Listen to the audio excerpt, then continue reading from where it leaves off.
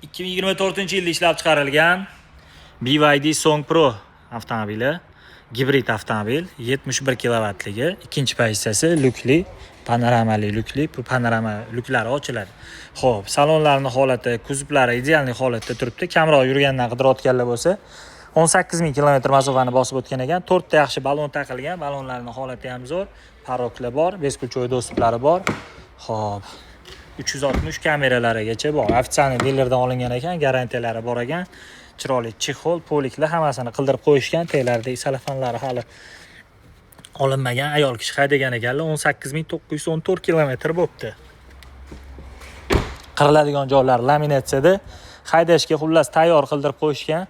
Bitta dona mana shu tochkali miatinasi bor. Shuni qildirib olsanglar yana ham chiroyli holatga keladi. Olib mazza qilib haydashingiz uchun. Xo'p, 24-yil 18.000 yurgan mashina sizlarga 19.300 ga berib yuboramiz, bosinglar.